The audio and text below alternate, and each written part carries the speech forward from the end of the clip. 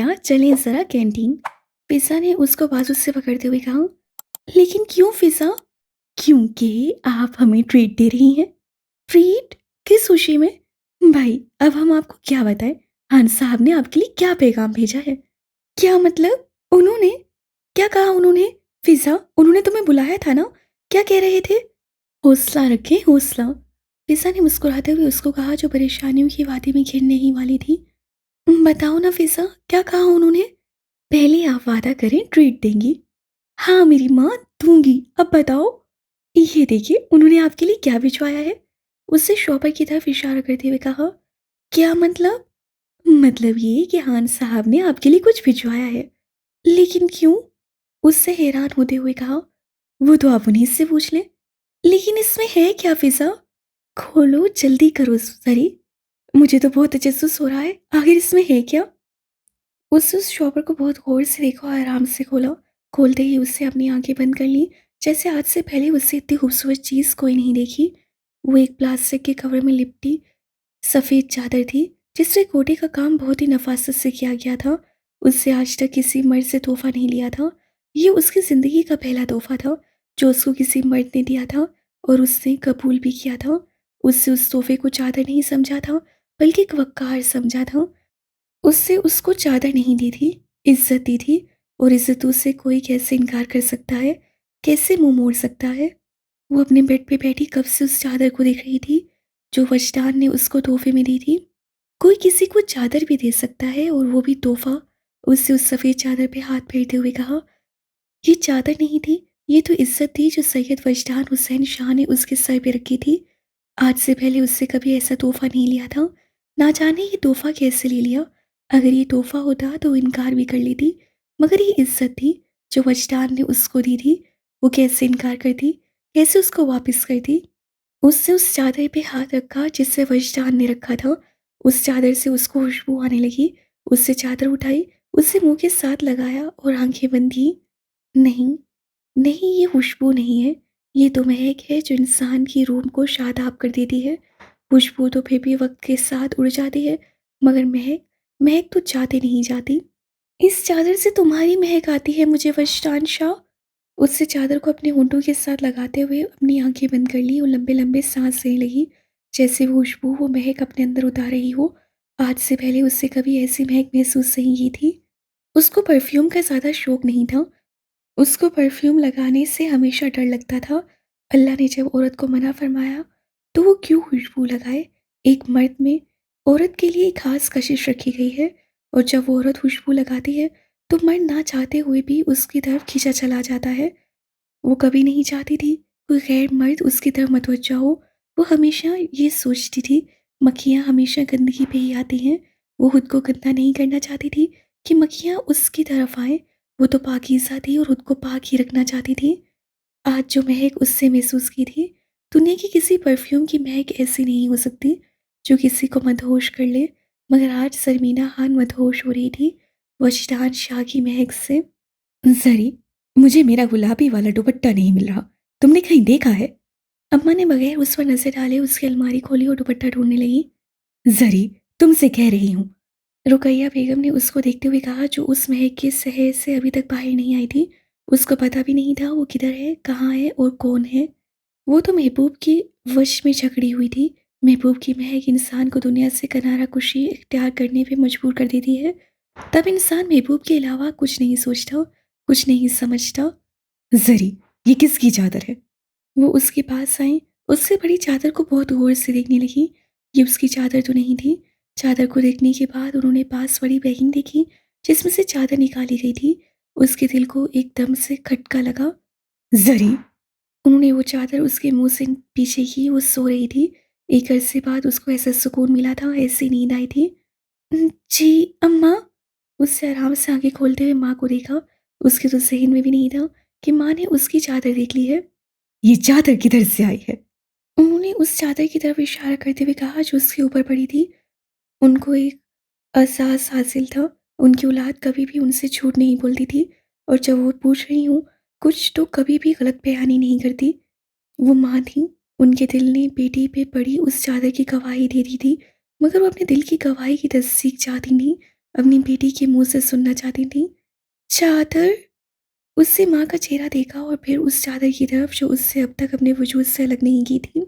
میں پوچھ رہی ہوں کدھر سے آئی ہے یہ چادر؟ کس سے دی ہے یہ تمہیں؟ اماں، سر؟ اس سے ٹوٹے لہجے سے بس اتنا ہی کہا تھا کہ سامنے بیٹھی ماں ایک دم جلال میں آئی۔ میں نے تمہیں کہا تھا نا، دور رہنا اس سے۔ تم نے اس کو یہ بھی بتا دیا کہ میری ماں نے مجھ سے چادر لے لی۔ ماں نے لے لی تو تمہیں دینے والے نے دے بھی دی۔ تمہیں میری کہی ہوئی بات سمجھ نہیں آئی تھی، جو گھر کی باتیں بھی اس کو بتانے لگی ہو۔ وہ بغیر اس کو سنے بس بولے چلی جا رہی تھیں، جیسے ان کو بہت دکھ ہو بیٹی نے ایک غیر مرد کے سامنے اپنی ماں کو بے عزت کیا ہے۔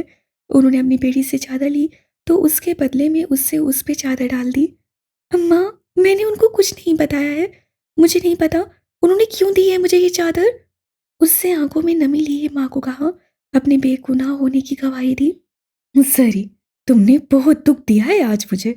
نہیں اماں، میں آپ کو کبھی دکھی نہیں کرنا چاہتی، مجھے آپ کی قسم اماں، میں نے ان کو کچھ نہیں بتایا۔ اس سے ماں کے ہاتھوں پہ ہاتھ رکھتے ہوئے بھیگی پلکوں سے کہا، میں کچھ سننا نہیں چاہتی سری، کل یہ چادر اس کو واپس کر دینا۔ انہوں نے اس کا ہاتھ اپنے ہاتھ سے پیچھے کیا، اس کو حکم صادر کر کے وہاں سے اٹھنے لگی۔ اماں، میں مر گئی تو میرے کفن پہ یہ چادر ڈالنا، یہ چادر میری قبر میں میرے ساتھ اتارنا۔ اس سے خشک آنکھوں سے اس چادر کی طرف نظریں جمائے ہوئے کہا۔ وہ جو دروازے کے پاس پہنچی تھی وہیں رک گئی، اگلا قدم اٹھانا ان کے اختیار میں نہیں رہا۔ بیٹی کی اس بات نے ان کا سینہ زخمی کیا، ان کے خون نے حرکت کرنا چھوڑ دیا۔ ان کی اکلوتی بیٹی ماں کو وصیت کر رہی تھی، ان کو اس چادر کی اہمیت بتا رہی تھی، اپنی موت کا منظر کھینچ رہی تھی۔ مچھی، آج امی ابو زرمینہ کے گھر جائیں گے تمہارے رشتے کی بات کرنے۔ وہ لیپ ٹاپ سامنے کھولے مسلسل انگلیاں چلا رہا تھا۔ فاطمہ کے آنے کا اس کو پتہ ہی نہیں چلا، وہ کب آئی کب اس کے پاس بیٹھی۔ اس کی آواز سے اپنے کانوں میں گونجتی سنی، اس سے ایک دم انگلیوں کی حرکت روک لی، نظروں کو اسکرین سے ہٹا کے بہن کی طرف دیکھا۔ کیا کیا کہا آپ نے؟ اس سے پرجوش سا ہوتے ہوئے پوچھا، جیسے کائنات کے سارے رنگ اس کی جھولی میں بھر دیے ہوں اور اس سے ان رنگوں کو ہوا میں اچھالنا ہو۔ ہاں ہاں، بالکل ٹھیک کہہ رہی ہوں میں۔ اس سے اس کا چہرہ اپنے دونوں ہاتھوں میں لیا اور خوشی سے کہنے لگی، آپ ہی بہت خوش ہوں میں آج۔ بہن کے دونوں ہاتھوں پہ اپنے ہاتھ رکھتے ہوئے اس سے معصومیت سے کہا، وہ تو مجھے پتا ہے میرا بھائی کتنا خوش ہے آج، اللہ تمہاری خوشیوں کو کسی کی نظر نہ لگائے بچی۔ آپ ہی بہت دعا کرنی ہے آپ نے۔ میں تو بہت دعا کرتی ہوں بچی، تمہیں کیا لگتا ہے وہ مان جائیں گے؟ پٹھان اپنی روایتوں کے بہت پکے ہوتے ہیں، اور جب وہ سواتی ہوں پھر تو بات ہی ان کی انا کی ہوتی ہے۔ میں نے سنا ہے سواتی اپنی قوم سے باہر کبھی بھی نہیں کرتے، چاہے کچھ بھی ہو جائے۔ آپ ہی آپ دعا کریں نا سب ٹھیک ہو جائے، اگر اللہ پاک نے چاہا نا تو کوئی کچھ نہیں کر سکے گا۔ یہ سارے معاملات تو اللہ کے ہوتے ہیں نا، جب وہ کن کہہ دے تو فیکون لازم ہوتا ہے، اور میں نے تو اپنی محبت کو فقط اللہ سے مانگا ہے، اور وہی مجھے عطا بھی کرے گا۔ مجھے یقین ہے آپ ہی اللہ میری دعاؤں پہ کن ضرور فرمائیں گے، وہ مجھے مایوس نہیں کریں گے، وہ مجھے اس لڑکی کا ساتھ ضرور دیں گے جس کو میں نے دن رات اپنی دعاؤں میں مانگا ہے۔ وہ بول رہا تھا اور بہن اس کو سن رہی تھی، اس کے لفظوں میں اور لہجے میں کچھ عجیب سا یقین تھا۔ بچی، کیا اس لڑکی کو پتا ہے کون ہو تم؟ کیا مسلک ہے تمہارا؟ اس سے اس کا چہرہ بہت غور سے دیکھا، جیسے اس کو بتانا چاہتی ہو، یاد کروانا چاہتی ہو، جو جانے کب سے بھول چکا تھا یا اس لڑکی کے آنے سے خود کو بھلا دیا تھا۔ بہن کے اس سوال پہ اس کے پیروں کے نیچے سے زمین نکل گئی، سر سے آسمان ہٹ گیا، وہ جو اس کو تھوڑی سی بھی امید تھی وہ بھی کہیں دھواں بن کے اڑ گئی۔ سلطان، تمہارے ابو نے پلوش شاہ سے تمہاری شادی کا فیصلہ کیا ہے۔ وہ سب بہن بھائی ماں کے پاس ان کے کمرے میں بیٹھے تھے، جب بھی ابراہیم صاحب گھر پہ نہ ہوں وہ ان کے کمرے میں بیٹھا کرتے تھے۔ اماں، پہلے بھائی اور زرمینہ کی کرے، یہ آپ نے 10ویں جگہ مجھے کدھر سے پکڑ لیا ہے؟ سلطان نے زرمینہ اور شوہاب کی طرف دیکھتے ہوئے منہ بنا کے کہا، ان دونوں کی بھی سوچ رہے ہیں، پلوش شاہ شوہاب سے بہت چھوٹی ہے تو تمہارے بابا جان نے تمہارا کہا ہے۔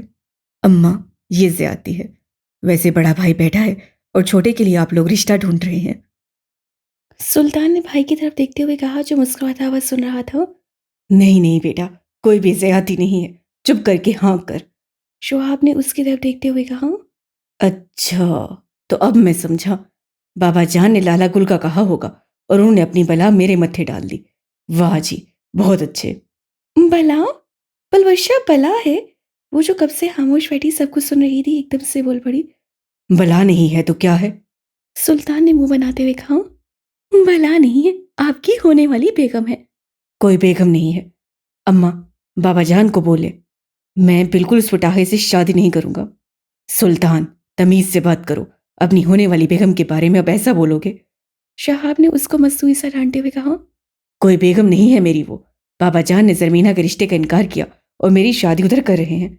تبھی وہ تمہاری شادی ادھر کر رہے ہیں سلطان، جو تعلق زرمینہ کی وجہ سے خراب ہوئے ہیں وہ تمہاری شادی سے ٹھیک ہو جائیں گے۔ اماں نے اس کو سمجھانے والے انداز سے کہا جو چہرے پہ سرخی لیے بول رہا تھا۔ کوئی ضرورت نہیں ہے اماں مجھے قربانی کا بکرا بنانے کی۔ میں ہرگز اس لڑکی سے شادی نہیں کروں گا جس کی قد سے بڑی زبان ہے۔ تو کس سے کرو گے تم شادی وہ بھی بتا دو۔ کسی سے بھی کر لوں گا مگر اس سے نہیں کروں گا۔ اب بابا جان کو بتا دے۔ مجھے تو بے عزت ہونے کا کوئی شوق نہیں ہے ان سے، تم خود ہی ان کو بتانا۔ جس لڑکی سے تم نے کرنی ہے وہ بھی بتانا۔ اماں، اب ایسے تو نہ کرے نا میرے ساتھ آپ۔ میں بابا جان کو کیسے بتا سکتا ہوں؟ جیسے میں بتاؤں گی نا بیٹے ویسے ہی آپ بھی بتانا، انہوں نے اس کو تنزیہ سے انداز سے کہا۔ اماں، تعلق ہی بہتر کرنے ہیں نا تو آپ زرمینہ اور رجب بھائی کی شادی کروا دینا۔ ایسے بھی اس کو کوئی اعتراض نہیں تھا اس شادی سے۔ اس نے زمینہ کی طرف دیکھتے ہوئے کہا جو بغیر پلک جھپکتے اس کو دیکھ رہی تھی۔ اس کی بھی بہت جلد میں کرواتی ہوں شادی۔ بہت پڑھ لیا میری بیٹی نے یونیورسٹی میں اب۔ بظاہر انہوں نے اس کو دیکھ کے بڑے پیار سے کہا مگر ان کے لہجے اور نسوں کا طنز وہ خوب سمجھتی تھی۔ یا اللہ، میں بہت گناہ گار ہوں۔ میرے گناہ سمندر کے پانی سے بھی زیادہ ہوں گے، مگر تو بہت رحیم ہے میرے مالک۔ میرے گناہوں کو نہ دیکھنا، تو سننے والا ہے، مجھے یقین ہے تو ضرور سنے گا۔ میرے گناہوں کو میری دعا کے سامنے رکاوٹ نہیں بنانا میرے مالک۔ بہن کے جاتے ہی اس سے وضو کیا اور جائے نماز سے بیٹھ گیا۔ اس سے تو اس سے پہلے اس پہلو کے بارے میں سوچا ہی نہیں تھا۔ وہ کیسے بھول سکتا ہے وہ کون ہے، وہ کیا ہے؟ اللہ تعالیٰ، مجھے کیوں ملوایا ہے آپ نے اس سے؟ وہ سجدے میں تھا، ایک اذیت میں تھا۔ آج پہلی بار تھی جب اس کو اپنی محبت پہ افسوس ہوا تھا، رنج ہوا تھا۔ اس سے تو صرف اپنی محبت دیکھی تھی، اس کو تو فقط محبت ہوئی تھی۔ اس سے کہا سوچا تھا محبت ہونا ہی اہم نہیں ہوتا، اپنے جیسوں سے محبت ہونا اہم ہوتا ہے۔ وہ تو اس جیسی تھی ہی نہیں، وہ تو اس کے خلاف تھی، اتنے خلاف۔ جب اس پہ اس کی حقیقت عیاں ہو جائے گی تو اس کی طرف دیکھے گی بھی نہیں۔ یا اللہ، مجھ پہ رحم کر، مجھ پہ اپنا کرم کر میرے مالک۔ وہ سجدے میں سر رکھے نہ جانے کب سے دعائیں مانگ رہا تھا۔ اس کے ماں باپ اس کی منزل تک رسائی حاصل کرنے نکلے تھے اور وہ ان کی کامیاب لوٹنے کی دعا مانگ رہا تھا۔ امید کی ساری کرنیں بجھ چکی تھیں۔ اس کو بھروسہ تھا تو اس ذات پہ جس سے اس کے دل میں محبت ڈالی تھی، جس سے اس کے دل میں محبت ڈالی ہے وہی اس کو کامیاب بھی کرے گا۔ یا اللہ، مجھے پتا ہے جو میں چاہتا ہوں وہ ممکن نہیں ہے۔ میں انتظار کر رہا ہوں تیرے معجزے کا، بے شک تو ہر چیز پہ قادر ہے۔ یا اللہ، مجھے میری منزل کی پہلی سیڑھی سے ہی ناکام واپس نہ لوٹانا۔ اگر وہ نہ مانے تو؟ اسے سر ایک دم ابھر گیا۔ اب وہ دونوں پہلو سوچ رہا تھا۔ پہلے تو قوم کا بڑا مسئلہ تھا، دوسرا مسئلہ تو اسے سوچا ہی نہیں تھا، اس کے تو ذہن میں نہیں آیا تھا۔ کیا میں محبت کی خاطر سب کچھ چھوڑ سکتا ہوں؟ نہیں، ایسا ممکن نہیں ہے۔ تو کیا میں اپنی محبت چھوڑ سکتا ہوں؟ یہ میرے اختیار میں نہیں۔ وہ جائے نماز پہ ہی بیٹھے ان سوالوں کے جواب ڈھونڈ رہا تھا جو اس کو اگلے کچھ دنوں میں دینے تھے۔ اس کو ایک بڑا فیصلہ کرنا تھا، کسی ایک کو چننا تھا۔ ایک طرف اس کی محبت تھی اور دوسری طرف اس کا عقیدہ۔ آج ابراہیم صاحب گھر پہ موجود تھے، وہ سب گیسٹ روم میں بیٹھے تھے، دادی اماں بھی وہیں آئی تھیں۔ ویسے تو ان کی عورتیں کبھی ایسے گیسٹ روم میں نہیں بیٹھتی تھیں، مگر آج چونکہ وجدان کی امی بھی تھیں ساتھ تو سب ایک ساتھ بیٹھے تھے۔ آپ کدھر کے ہیں؟ سلام دعا کے بعد ابراہیم صاحب نے ان سے پوچھا۔ وہ بہت مہمان نواز سے، گھر آئے مہمان کو فرشتے سے کم نہیں سمجھتے تھے۔ ان کے گھر جو بھی پہلی دفعہ آتا ان کو بالکل محسوس نہ ہوتا وہ پہلی دفعہ یہاں آیا ہے۔ وہ دونوں بھی بہت خوش تھے، ان کے رکھ رکھاؤ سے ان کے دل میں امید کی ایک کرن روشن ہوئی تھی، جیسے وہ کبھی بھی انکار نہیں کریں گے۔ ہم لاہور کے ہیں، پچھلے کچھ سالوں سے مانسیرا میں رہائش پذیر ہے۔ عبدالرحمن صاحب نے بہت ہی نرم انداز سے کہا کہ سامنے بیٹھا پٹھان متاثر ہوئے بغیر نہ رہ سکا۔ انہوں نے اب بھی نہیں پوچھا تھا وہ کس مقصد سے اور کیوں ان کے گھر آئے تھے۔ دراصل ہم آپ کے گھر ایک عرض لے کے آئے ہیں۔ اب کی بار عبدالرحمن صاحب باقاعدہ موضوع پہ آئے تھے۔ جی جی، فرمائیے۔ کیا خدمت کر سکتے ہیں ہم آپ کی؟ ابراہیم صاحب نے ٹانگ پہ ٹانگ رکھتے ادب سے پوچھا۔ میرا بیٹا یونیورسٹی میں لیکچرار ہے، سید وجدان حسین شاہ۔ وجدان کے نام پہ رقیہ بیگم کی ٹانگیں کانپنے لگی۔ ان کو لگا جیسے آج ان کا اس گھر میں آخری دن ہو۔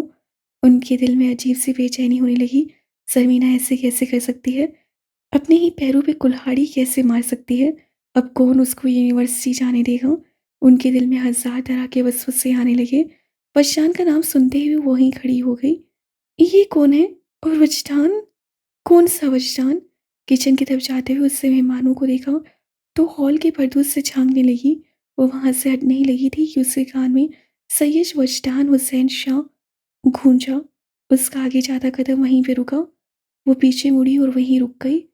ہم وجدان کا رشتہ آپ کی بیٹی کے لیے لے کے آئے ہیں۔ اب کی بار عبدالرحمن صاحب نے وہ بات کی جس کو سن کے اندر بیٹھی ماں اور باہر کھڑی لڑکی کے پیروں میں سے زمین نکل گئی تھی۔ کون سی یونیورسٹی میں پڑھاتا ہے آپ کا بیٹا؟ ابراہیم صاحب کے چہرے کی مسکراہٹ غائب ہوئی۔ دل میں ایک عجیب سے بے چینی ہوئی۔ صوفے سے آگے ہو کے بیٹھے اور سنجیدہ سے چہرے کے ساتھ پوچھنے لگے۔ جی، ہزارہ یونیورسٹی میں۔ عبدالرحمن صاحب نے ان کے چہرے کے رنگ بدلتے دیکھ لیے تھے۔ ایک باپ ہونے کی حیثیت سے وہ سمجھ چکے تھے سامنے بیٹھے بیٹی کے باپ کے دل میں کیا ہے، وہ کس کرب سے گزر رہا ہے۔ مطلب زرمینہ گل جانتی ہے آپ کے بیٹے کو؟ اب کی بار ماتھے پہ سنجیدگی ساتھ ساتھ پل بھی پڑے تھے۔ میری بیٹی فاطمہ یونیورسٹی گئی تھی تو اس کو آپ کی بیٹی بہت پسند آئی تھی، اس نے ہمیں یہاں بھیجا ہے۔ سامنے بیٹھی ماں معاملے کی سنجیدگی کو سمجھ گئی تھی۔ وہ اگر کہتی ان کا بیٹا پسند کرتا ہے زمینہ کو تو معاملہ کسی اور ہی طرف چلا جاتا۔ ویسے بھی پٹھانوں کی انا اور ان کی غیرت کو بہت اچھی طرح سمجھتی تھی۔ باہر کھڑی لڑکی نے زور سے ایک سانس لیا جس کا سانس کب سے حلق سے باہر نہیں آیا تھا۔ وہ کانپتی ٹانگوں کے ساتھ کب سے وہاں کھڑی سن رہی تھی۔ آپ نے سید وجدان کہا ہے، اس کا مطلب ہے آپ سید ہیں، مگر آپ شاید نہیں جانتے ہم سوادی ہیں۔ ان کی اس بات پہ ابراہیم صاحب نے نظریں جھکا لی تھیں۔ وہ ویسے بھی اردو کو نظر اٹھا کر نہیں دیکھتے تھے اور سامنے بیٹھی سید سعدی ہو پھر تو ان کا احترام میں اور اضافہ ہوتا ہے۔ آپ ہمارے گھر آئی ہیں، یہ ہمارے لیے اعزاز کی بات ہے، مگر ہم آپ سے معذرت چاہتے ہیں۔ آپ کے ساتھ بی بی صاحبہ بھی آئی ہیں، ہم کبھی سید زادی کو ایسے خالی ہاتھ نہیں بھیجتے۔ اگر آپ ہم سے دنیا کی کوئی اور بھی چیز مانگے ہم کبھی انکار نہیں کریں گے۔ آپ ہم سے ہماری جان بھی مانگے تو بھی ہم سید ذات پہ قربان کر دیں، مگر ہم رشتہ قوم سے باہر نہیں کرتے۔ اب کی بار ان کے لہجے میں نرمی آئی تھی اور نگاہوں میں پہلے سے زیادہ احترام۔ جی ابراہیم صاحب، ہم سمجھ سکتے ہیں ہر خاندان کی اپنی روایات ہیں، مگر آپ ہماری غرض پہ ایک بار ضرور غور کیجیے گا۔ عبدالرحمن صاحب نے ان کی طرف دیکھتے ہوئے کہا اور اٹھنے لگے۔ میں بہت شرمندہ ہوں آپ سے، مگر میرا فیصلہ نہیں بدلے گا۔ ہم سیدوں کی بہت عزت کرتے ہیں، ان کا احترام ہم پہ واجب ہے، مگر میں آپ سے پھر کہوں گا ہم اپنی قوم سے باہر رشتے نہیں کرتے۔ اب کی بار ان کا لہجہ اس قدر ختمی تھا کہ سامنے کھڑا شخص کچھ بول نہ سکا۔ اچھا ابراہیم صاحب، اب ہمیں اجازت دیں۔ جوڑے آسمانوں پہ بنتے ہیں، مگر آپ کے مہمان نوازی نے ہمیں بے حد متاثر کیا ہے۔ عبدالرحمن صاحب نے ان کو گلے لگاتے ہوئے کہا، یہ آپ کا اپنا گھر ہے، جب بھی آپ آئیں ہمارے دروازے آپ کے لیے ہمیشہ کھلے ہیں۔ رقیہ بیگم نے سامنے کھڑی ماں کو گلے لگاتے ہوئے کہا، آج کوئی دکھی تھا تو وہ دونوں مائیں، دونوں کو اپنی اولادوں کی تکلیف سے دو چار ہونا تھا۔ دونوں ہی یہ جانتی تھیں کہ ان کے بچے مل جائیں، ان کی محبت کی منزل نکاح ہو، جدائی نہ ہو۔ بھائی صاحب آپ ایک دفعہ پھر سوچئے گا، انہوں نے ابراہیم صاحب کی طرف دیکھتے ہوئے کہا۔ جی بی بی صاحبہ۔ ان کے سامنے ایک سید سادی درخواست کر رہی تھی، وہ چاہتے ہوئے بھی کچھ بول نہیں سکتے تھے۔ سب کو ملنے کے بعد وہ دروازے سے باہر نکل رہے تھے کہ ان کی نظر سامنے کھڑی اس لڑکی پہ پڑی جو سر پہ دوپٹہ لیے ڈری سہمی سی کھڑی تھی۔ آپ زرمینہ ہو؟ وہ اس کو دیکھتے ہی پہچان گئی تھی۔ اس سے قریب گئی، اس کو غور سے دیکھا، وہ نظریں جھکائے ان کے سامنے کھڑی تھی۔ ان کو اپنے بیٹے کی پسند پہ فخر ہوا۔ انہوں نے اس کو اپنے پاس کیا، اس کا ماتھا چوما۔ بہت پیاری ہے میرے وجدان کی زرمینہ، انہوں نے اس کا ماتھا چومتے ہوئے بہت آرام سے کہا۔ زمینہ کے علاوہ وہاں موجود کوئی شخص نہ سن سکا۔ چلتے ہیں ہم، خدا حافظ۔ ان کا رواج تھا مہمان کو دروازے تک چھوڑنے سب جاتے تھے۔ عبدالرحمن صاحب نے ایک بار پھر پیچھے مڑا اور اس لڑکی کو دیکھنے لگے جس کو ان کے بیٹے نے پسند کیا تھا۔ سامنے کھڑی لڑکی کو دیکھتے ہی ان کے چہرے پہ مسکراہٹ آئی۔ ان کے دل نے اس کو اپنے بیٹے کے حق میں قبول کیا اور رخصت ہونے لگے۔ اماں، یہ کون لوگ تھے؟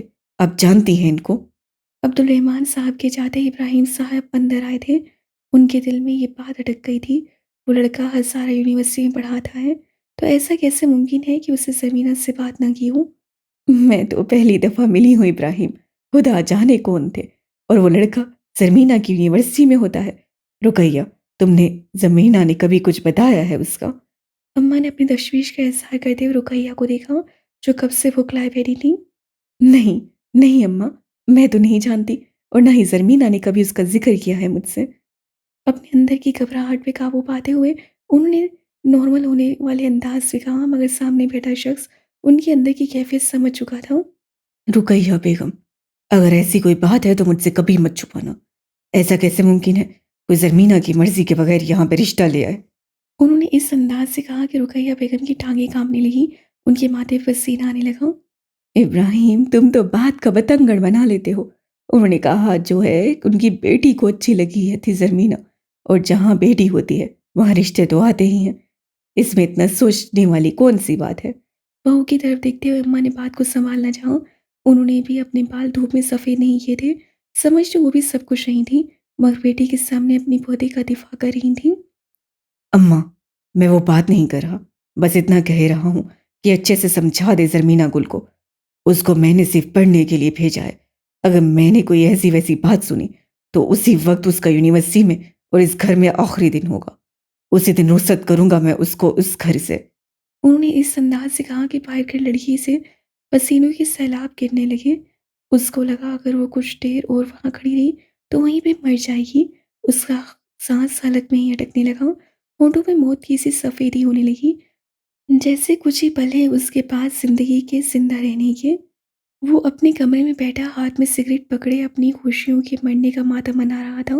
اس کو اندازہ تھا وہ لوگ اتنی آسانی سے تو کبھی نہیں مانیں گے، مگر اس سے ایسے منہ پہ انکار کرنا۔ یا اللہ، میرے لیے کچھ تو راستہ نکال۔ اس سے کامتے ہونٹوں کے ساتھ سگریٹ لگاتے ہوئے کہا۔ اس سے موبائل اٹھایا اور نمبر ملانے لگا جو کب سے اور کتنے وقت اس سے بند تھا۔ ایسی کوئی رات نہیں ہوتی تھی جب تک اس کی آنکھیں کھلی ہوں اور وہ اس کا نمبر نہ ملاتا ہو۔ سنو ملکہ، وجدان کو ضرورت ہے تمہاری، سنا دو مجھے اپنی آواز کہ میرے دل کو سکون مل جائے، میرا اجڑا جہان پھر سے آباد ہو جائے، میرے دل کی ویرانی ختم ہو جائے۔ ملکہ، بس ایک بار بات کر لو، فقط ایک بار، کہ وجدان کی رکتی سانسیں پھر سے چلنے لگے۔ وہ بالکنی میں کھڑا ہاتھ میں سگریٹ پکڑے چاند کو دیکھ کے اس سے باتیں کر رہا تھا، اس کو اپنا حال دل بتا رہا تھا۔ وہ جو سگریٹ اس کے ہاتھ میں پکڑا تھا وہی جھلسنے لگا۔ اس سے وعدہ کیا تھا وہ اس کے ساتھ بات کرتے ہوئے کبھی سگریٹ نہیں پیے گا۔ وہ اپنا وعدہ وفا کر رہا تھا، سگریٹ کو ہاتھ میں پکڑے اپنی انگلیاں جلا رہا تھا۔ کیا ایسے بھی ہوتا ہے؟ کیا خوشیاں اتنے تھوڑے وقت کی ہوتی ہیں؟ کچھ وقت پہلے وہ دنیا کا خوش نصیب انسان تھا، اور ابھی جو کھڑا تھا وہ دنیا کا بد نصیب ترین انسان جو اپنی ہار کا ماتم اکیلے ہی منا رہا تھا۔ کاش تم مجھے نہ ملی ہوتی، کاش میں نے تمہیں دیکھا نہ ہوتا۔ اس سے بالکنی کی گریلوں کو اپنے دونوں ہاتھوں سے مضبوطی سے پکڑا، اپنی آنکھیں بند کی، گلے کی رنگیں باہر آنے لگی، جیسے اندر درد کا ایک طوفان برپا ہو، ضبط کی اب آخری حد ہو۔ وجی، وجی! اپنے نام کی آواز سنتے گرل سے اس کے ہاتھوں کی گرفت کم ہوئی، اس سے گہرا سانس لیا اور پیچھے مڑا۔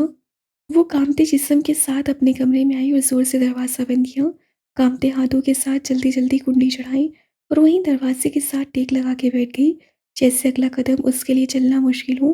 اس کی آنکھوں میں آج آنسو نہیں تھے، دل میں درد نہیں تھا۔ شاید درد سے بڑا ڈر ہوتا ہے، شاید ڈر کی اذیت درد سے زیادہ ہوتی ہے۔ اس کی آنکھوں میں ایک موت کی سی دہشت طاری ہونے لگی، سانسوں کی رفتار کم ہونے لگی، دھڑکن آہستہ آہستہ رکنے لگی، آنکھیں بند ہونے لگی، دماغ اپنا کام چھوڑنے لگا اور جسم وہیں زمین پہ ڈھیر ہونے لگا۔ ابھی وہ کبھی میری نہیں ہو سکتی۔ وہ زمین پہ بہن کی گود میں سر رکھے بہن کو آج وہ حقیقت بتا رہا تھا جو اس سے کبھی سوچی ہی نہیں تھی، جس کو سوچ کے ہی اس کو تکلیف ہوتی تھی۔ آج وہ بات اپنے منہ سے بیان کر رہا تھا جو وہ خیال میں بھی نہیں لاتا تھا۔ ایسے نہیں کہو بچی، وہ بہن تھی، بھائی کا دکھ محسوس کر سکتی تھی۔ ابھی میں نے اس کے علاوہ کبھی کچھ نہیں مانگا، میں نے کب کوئی خواہش اپنے لیے کی تھی؟ کب میں نے بولا تھا مجھے کچھ ملے؟ میں نے تو اسی کو مانگا تھا بس صرف اس کو. آپ ہی وہ بھی نہ ملے تو پھر میری کیا زندگی ہے؟ بچی سب کچھ ٹھیک ہو جائے گا، تم دیکھنا. بچی کون ایک ہی دفعہ میں اپنی بیٹی دیتا ہے؟ کون ایک بار میں ہاں کرتا ہے؟ وہ اس کے بالوں میں انگلیاں پھیرتے ہوئے اس کو سمجھا رہی تھی، اس کو دلاسا دے رہی تھی. آپ ہی بات اس کے ماں باپ کی نہیں ہے، بات ہماری ہے. بات اس کی ہے اور بات میری ہے. آپ کو کیا لگتا ہے کہ ہمارا نکاح جائز ہے؟ کیا ہمارا نکاح ہم لوگوں کے نکاح کی طرح ہو سکتا ہے؟ آپ ہی کچھ بھی تو ممکن نہیں ہے. اس سے اپنے دل پہ ہاتھ رکھتے ہوئے دانتوں کو میچ کے کہا، جیسے اس کا درد اب غصے میں بدلتا ہو. کیوں نہیں ہے جائز بچی؟ کافر اور مسلمان کی بھی شادی ہوئی ہے. فیرون کی بھی شادی تو ایک مسلمان عورت سے ہوئی تھی. تم تو پھر بھی مسلمان ہو. ہم ایک کلمہ پڑھتے ہیں، اور جو کلمہ طیبہ پڑھ لے، جو اپنی زبان سے خدا کی وحدانیت کا اقرار کر لے، اس کے محبوب کو آخری مان لے، وہ مسلمان ہی ہوتا ہے. وہ بھی قرآن پاک میں تم نے نہیں پڑھا؟ ترجمہ: آج تمہارے لیے ساری پاک چیزیں حلال کر دی گئی ہیں. اہل کتاب کا کھانا تمہارے لیے حلال ہے، اور تمہارا کھانا ان کے لیے، اور محفوظ صورتیں بھی تمہارے لیے حلال ہیں، خواہ وہ اہل ایمان کے گھروں سے ہوں یا ان قوموں میں سے جن کو تم سے پہلے کتاب دی گئی تھی، بشرطیہ تم ان کے مہر ادا کر کے نکاح میں ان کے محافظ بنو، نہ یہ کہ آزاد شہوت رانی کرنے لگو یا چوری چھپے آشنائیاں کرو. اور جو کسی نے ایمان کی روش پہ چلنے سے انکار کیا تو اس کا سارا کارنامہ زندگی ضائع ہو جائے گا اور وہ آخرت میں دیوالیہ ہوگا. القرآن سورت نمبر 5 آیت نمبر 5. دیکھو بچی، بہت صاف صاف اللہ پاک نے لکھا ہے کہ ایک مرد ایک یہودی لڑکی سے بھی شادی کر سکتا ہے. بس شرط یہ ہوتی ہے کہ وہ شادی کرے، اپنا ایمان اس کے حوالے نہ کرے، اور جو بچے ہوں گے وہ اپنے باپ کے مذہب پہ چلیں، وہ اپنی ماں کی کسی بھی مذہبی تقریب کا حصہ نہ بنے. اور بیوی یہودی ہے تو وہ بیوی کے ساتھ مندر نہ جائے. اگر بیوی عیسائی ہے تو وہ چرچ نہ جائے. اپنی بیوی کو جانے سے منع نہ کرے اور خود بھی نہ جائے، اور نہ ہی اپنی اولاد کو چھوڑے. آپ ہی یہاں بات یہودی اور مسلمان کی نہیں ہو رہی. نہ وہ یہودی ہے اور نہ عیسائی ہے، وہ مسلمان ہے. اور جو میں ہوں، ہمارا معاشرہ کبھی ہمارے رشتے کو قبول کرے گا؟ آج کل کے لوگ تو ہمیں مسلمان بھی نہیں سمجھتے. ہمارا معاشرہ کبھی بھی ہم دونوں کو ساتھ قبول نہیں کرے گا. آپ ہی اللہ پاک نے یہ آیت تبھی تو نازل کی ہے نا کہ ہم لوگ سمجھیں. اب وہ ایک فرقہ تو نہیں لکھ سکتے کہ یہ لوگ سمجھ جائیں کہ ہندو، عیسائی، بریلوی، دیوبندی سب سے شادی جائز ہے. لوگ اسی کو سمجھتے ہیں جو وہ پڑھتے ہیں. آپ ہی سب کچھ لکھا ہے، مگر یہ کہاں لکھا ہے کہ ایک شیعہ سنی کا نکاح جائز ہے؟ زری دروازہ کھولو، کب سے تمہیں آوازیں دے رہی ہوں میں. زری کیا ہوا ہے اماں؟ دیکھو نا شوہا، کب سے دروازہ کھٹکا رہی ہوں مگر زری دروازہ ہی نہیں کھول رہی، اور نہ ہی کچھ جواب دے رہی ہے. انہوں نے اپنے ماتھے کا پسینہ صاف کرتے ہوئے کہا، اماں نہ پریشان ہو آپ، سوئی ہوگی، وہ تبھی نہیں بول رہی. اتنی بھی کیا گہری نیند؟ میرے تو دل کو کچھ ہو رہا ہے، خدا خیر کرے، اللہ سب ٹھیک کرے بس. زری وہ دروازہ زور زور سے کٹکھٹانے لگا، جیسے اس کے بھی دل نے ایک بری خبر کا الہام دیا ہو. کیا ہوا ہے؟ اتنا زور زور سے کیوں چلا رہے ہو تم ماں بیٹا؟ اب کی بار ان کی آوازوں پہ ابراہیم صاحب اپنے کمرے سے باہر آئے تھے اور وہیں کھڑے ہو گئے جہاں پہلے سے وہ دونوں کھڑے تھے. زرمینہ دروازہ نہیں کھول رہی ہے نا، نہ ہی کچھ بول رہی ہے.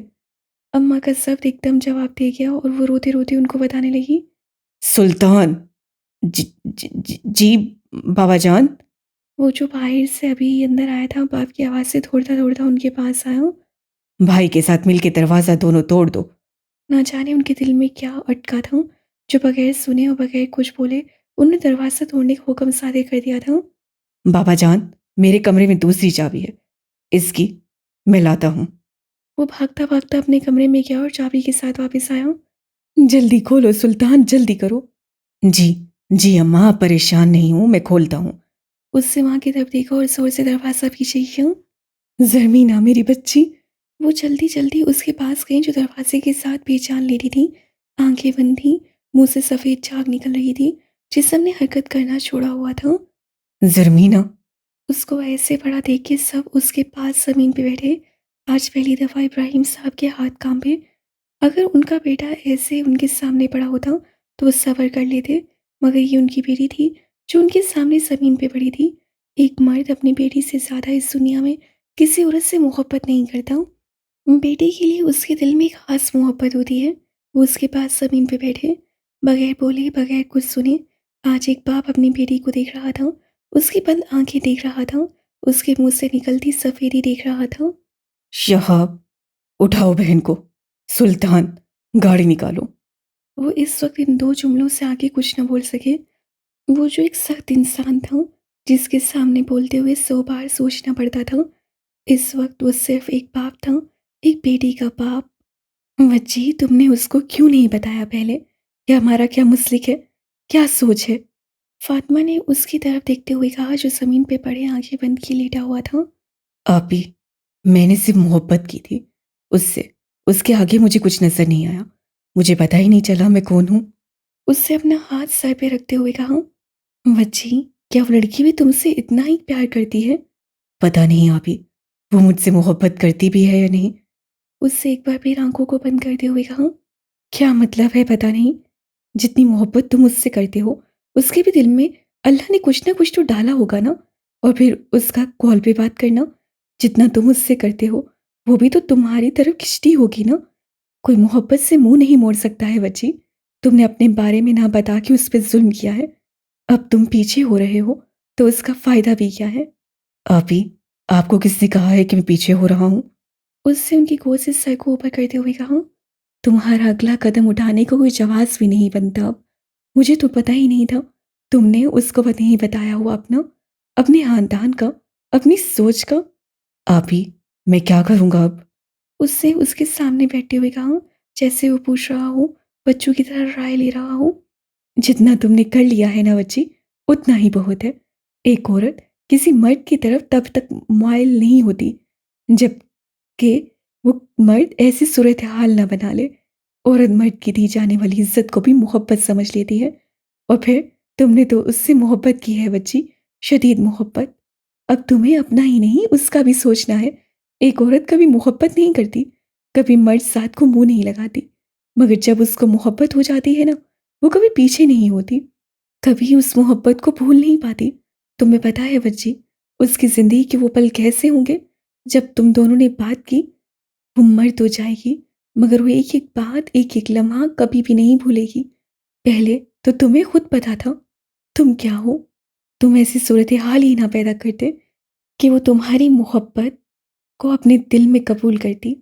اب جب کہ اس سے اعتراف کیا ہے کہ خدا کے حضور تم سے محبت کا اقرار کیا ہے، اب تم کہتے ہو یہ سب ممکن نہیں؟ ممکن تو آج سے 1 سال پہلے بھی کچھ نہیں تھا، پھر تم نے ایسی چیزیں کیوں کی؟ یہ ایک لڑکی جو کبھی نامحرم کو منہ بھی نہیں لگاتی تھی، وہ تمہارے لیے سوچنے لگی۔ کیا تمہیں یہ سب اس وقت نہیں پتا تھا؟ آپی، میں نے کوئی وعدہ نہیں کیا اس سے۔ اس سے ایک درد، ایک قرض سے بہن کو کہا، وعدہ نہیں کیا؟ کیا جب ہم وعدے ہی کرتے ہیں تو رشتہ تبھی بنتا ہے؟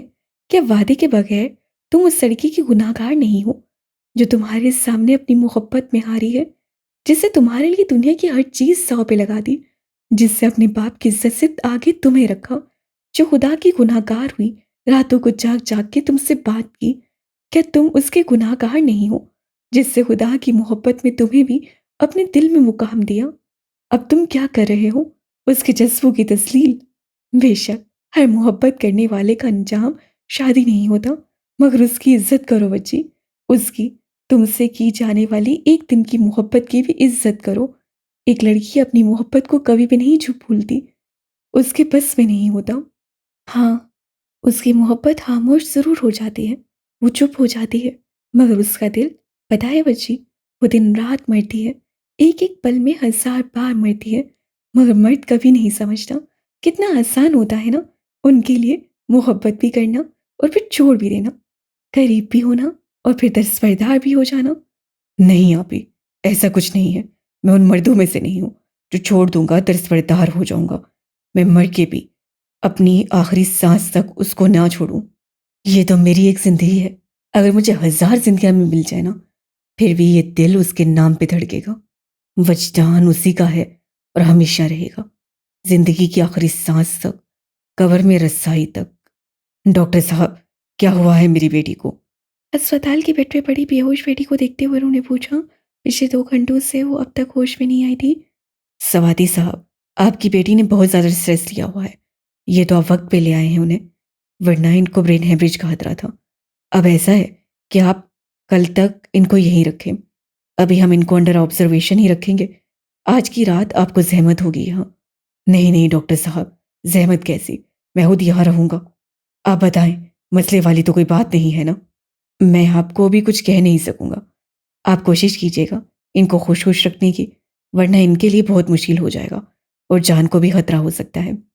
جی جی ڈاکٹر صاحب، بہت خیال رکھوں گا میں اس کا۔ انہوں نے بیٹی کی طرف دیکھتے ہوئے کہا جو ابھی بھی آنکھیں بند کیے ایک الگ دنیا کا سفر طے کر رہی تھی۔ زرمینہ، تم ٹھیک ہو جاؤ، باقی سب میں خود ٹھیک کروں گا۔ انہوں نے اس کی طرف دیکھتے ہوئے اپنے دل میں کہا۔ سر پلیز، آج آپ ہماری کلاس لے لیں، ہم ایک ٹاپک کلیئر کر لیں۔ میم نے کیا تو ہے، مگر ہم سب چاہتے ہیں کہ آپ ہمیں ایک دفعہ کروا دیں۔ مدثر نے اس کو آفس سے باہر کھڑا دیکھ کے کہا۔ جی ٹھیک ہے، بلا لیجیے گا آپ مجھے پھر۔ وہ ایسے بھی کبھی اسٹوڈنٹس کو انکار نہیں کرتا تھا، ہر ایک کی بات کا مان رکھتا تھا، ہر ایک کی بات کو تسلی سے سنتا تھا۔ وہ یونیورسٹی کا ہی ہیرو نہیں تھا، بلکہ ہر دل اس کی قدر کرتا تھا، اس کا احترام کرتا تھا۔ وہ تھا ہی ایسا عزتوں کے قابل۔ یا اللہ تیرا شکر ہے۔ مدثر کے چاہتے ہوئے اپنے آفس سے گیا، کرسی پہ بیٹھا، ٹیک لگائی، آنکھیں بند کی اور اللہ کا شکر ادا کرنے لگا۔ وہ تو کب سے چاہتا تھا وہ اسی کلاس میں جائے، 3 دنوں سے اس کو دیکھا نہیں تھا، نہ جانے کیا ہوا تھا، وہ کیوں نہیں آتی تھی، اس کو ایک لمحے کو سکون میسر نہیں تھا۔ اس کی آنکھیں ہر وقت اس کو ڈھونڈتی تھی، مگر وہ کہیں بھی نہیں ملتی تھی۔ وہ سوادی تھا، ایک پٹھان تھا، عزت سے آگے ان کو کچھ بھی عزیز نہیں ہوتا، کوئی رشتہ نہیں، کوئی مقام نہیں، کوئی نام نہیں۔ عزت کے نام پہ وہ کچھ بھی کر سکتے ہیں، کچھ بھی، مگر آج وہ ایک باپ تھا، صرف ایک باپ، اس بیٹی کا باپ جو پچھلے 3 دن سے ہوش میں نہیں آئی تھی۔ زرمینہ گل، وہ جب بھی دیکھتا کوئی اس کو نہیں دیکھ رہا، کوئی اس کمرے میں موجود نہیں ہے، بس اس کے سامنے آنکھیں بند کیے اس کی بیٹی پڑی ہے، تو وہ اس کے پاس بیٹھ جاتا، اس کا وہ نورانی چہرہ دیکھتا جو اس حالت میں بھی چمک رہا ہوتا۔ وہ اس کو دیکھتا رہتا بغیر کچھ بولے، اس کو ایسے دیکھتا جیسے آج وہ اپنی بیٹی کو آخری بار دیکھ رہا ہے۔ وہ ایک مرد تھا، وہ رو نہیں سکتا تھا، مگر وہ ایک باپ تھا، نم آنکھوں کے ساتھ اپنی بیٹی کے ہاتھ پہ ہاتھ رکھتا، اس کے پاس ہوتا اور آرام سے زرمینہ گل کہتا اور پیچھے ہو جاتا۔ پھر سامنے پڑی اس لاش کو دیکھتا رہتا جو جانے کب اٹھے گی، کب اپنے سر کا دوپٹہ ٹھیک کرے گی اور بکھلائے ہوئے جلدی جلدی جی جی بابا جان بولے گی۔ ایک مرد 2 ہی عورتوں سے ہارتا ہے، ایک اپنی محبوبہ سے اور دوسرا اپنی بیٹی سے۔ محبوبہ کا نشہ پھر بھی اتر جاتا ہے، ایک وقت ہوتا ہے جب اس کی محبت کا زہر اتر جاتا ہے، مگر بیٹی سے محبت وہ مر کے بھی اپنے دل سے نکال نہیں سکتا۔ وہ دنیا کے ہر رشتے کو تکلیف میں دیکھ سکتا ہے، مگر بیٹی وہ واحد رشتہ ہوتا ہے جو مرد کو رونے پہ مجبور کر دیتا ہے۔ تبھی تو کہتے ہیں کوئی مرد کبھی کسی عورت کی بد دعا نہ لے، کیونکہ یہ مکافات عمل ہے۔ ایک مرد کی زبان سے نکلا ہوا ایک ایک غلط لفظ اس کی بیٹی کے آگے آتا ہے، چاہے وہ بیٹی کتنی ہی بے قصور کیوں نہ ہو، اس کو اپنے باپ کی کہی ہوئی ایک ایک بات کا قرض چکانا پڑتا ہے۔ آج تیسرا دن تھا اور ابراہیم سوادی نے پلک بھی نہیں جھپکی تھی، ان کی بیٹی بستر مرگ پہ تھی اور وہ اس کو جاتا دیکھ رہے تھے۔ سر، میں اندر آ جاؤں؟ یس، کم ان۔ اس نے دروازے کے پاس کھڑی لڑکی کو دیکھا، کمپیوٹر سے سر اٹھایا اور پیچھے ہو کے بیٹھا۔ سر، مجھے آپ سے کچھ کہنا ہے۔ جی بولیے ہانیہ۔ اس سے ایک بار نظر اٹھا کے اس کو دیکھا اور پھر آگے ہوا، کمپیوٹر پہ کچھ ٹائپ کرنے لگا۔ سر میں یہ کہنا چاہتی ہوں کہ نظریں جھکائے ہاتھوں کو مسلتی وہ اس کے بالکل سامنے کھڑی تھی۔ کہیے ہانیہ، میں سن رہا ہوں۔ اس سے لمحے بھر کو اسے دیکھا اور پھر ہاتھوں کو چلانے لگا۔ سر، میں آپ کو بہت پسند کرتی ہوں، آپ سے شاہ۔ وہ کہنے ہی لگی تھی کہ اس سے اپنی نظریں کمپیوٹر سے اٹھائیں، اس کی طرف دیکھا، اس کے چہرے کا رنگ بدلا، آنکھوں میں عجیب سی ناگواری آئی ہے۔ کیا کہہ رہی ہیں آپ یہ؟